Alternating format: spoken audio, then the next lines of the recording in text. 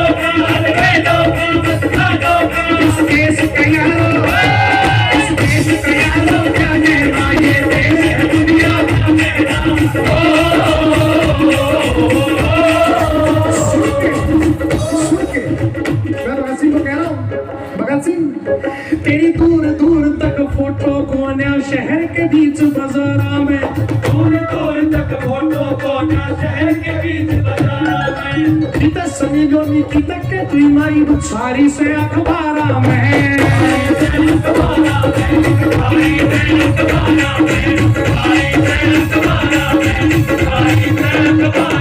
लोकेश ढूंढता लागे से, मन कहानी उस दिलदार की, करनी से तेरीस करो,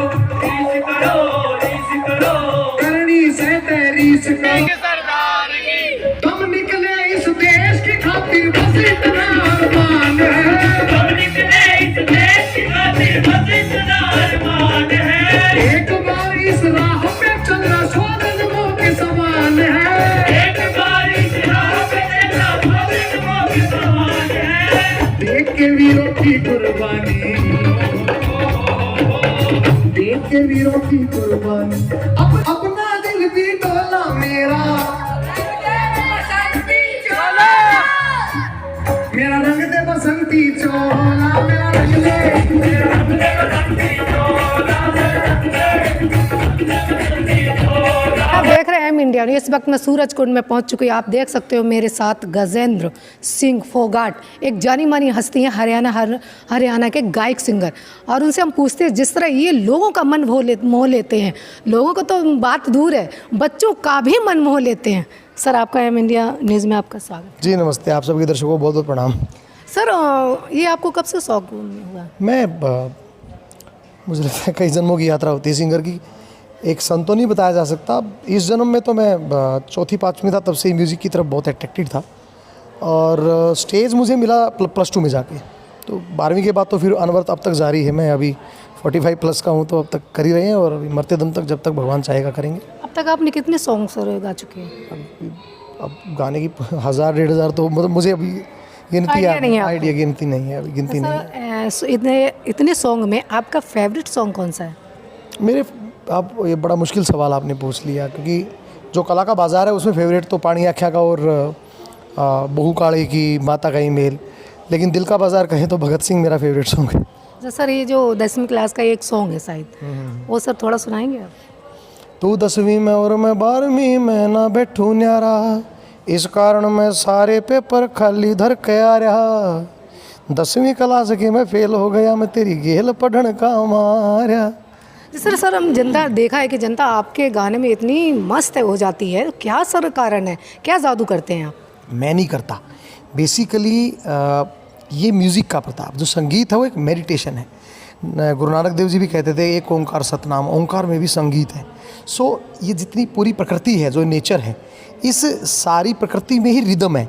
हवा भी रिदम से चलती है, पत्ते भी रिदम से झूमते हैं, बारिश भी रिदम से होती है, हर चीज़ में संगीत है। उस संगीत को बस पहचानने वाले लोग आ जाते हैं, वो इकट्ठे होके झुंड बना लेते हैं, तो मुझे आशीर्वाद मिल जाता है। लेकिन यही सर, बच्चे तो बिल्कुल संगीत इतना नहीं जानते हैं छोटे पे, बट आपके साथ आज घूम रहे थे, वो चीज़ देखी भी लोगों ने।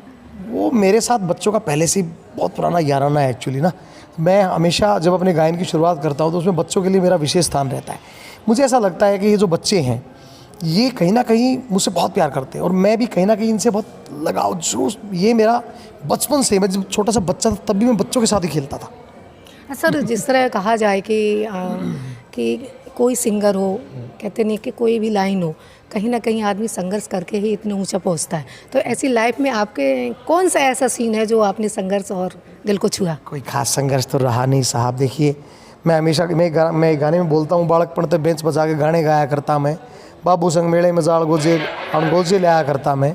फिर यारा ने भी खूब सराहा सुन के मेरा गाना, मैं गायक बना दिया तुमने जुग जुग जी हरियाणा। मैंने कुछ नहीं किया, लोगों ने उठा के मंच पे खड़ा कर दिया, लोगों ने सिखा दिया, लोगों ने गवा दिया, लोगों ने पैसे देके इतनी अच्छी ड्रेस पहना दी। मैं तो जब पैदा हुआ था तो मेरे तन पे एक कपड़ा भी नहीं था, आज इतने अच्छे अच्छे कपड़े भी लोगों ने पहना। तो ये सब लोगों का प्रताप है, मेरा कुछ नहीं है। मेरा क्या है, एक माटी की डली गजेंद्र, इससे बड़ी जात नहीं, लोगों ने गायक बना दिया, मेरी कोई औकात नहीं। गजेंद्र फोगाट एक हरियाणा का माना हुआ मशहूर गायककार है, लेकिन साथ में अभी बीच में आपने गाते गाते अरविंद केजरीवाल का नाम लिया। खास वजह क्या है अरविंद केजरीवाल के नाम लेने की? आपको पता लग गया होगा, जैसे मैंने नाम लिया लोग खूब हंसे। मेरा काम है मंच जमाना, मुझे पता है किसका नाम लेने से मंच जमेगा। बस दैट्स इट। मतलब कोई ऐसा बड़ा कारण नहीं है, तो हंसी खुशी का माहौल था।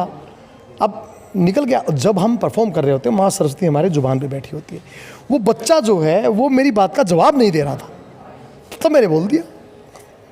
गजेंद्र फोगाट क्या इस उम्मीद में है कि लगातार गाने पे गाने, एक से बढ़कर चढ़कर गाने गाते हैं? क्या गजेंद्र की फोगाट जी जो अवार्ड है अपना सबसे बड़ा भारत रत्न अवार्ड है या पद्मश्री अवार्ड है, इसके लिए प्रयास कर रहे हैं? पता नहीं, हो सकता है उसके लिए भी प्रयास हो रहा हो, मैं कुछ कह नहीं सकता। ये प्लानिंग से नहीं हो रहा। दरअसल जब मैं प्लस 2 में पढ़ता था तो मुझे लगता था मैं डॉक्टर बनूंगा।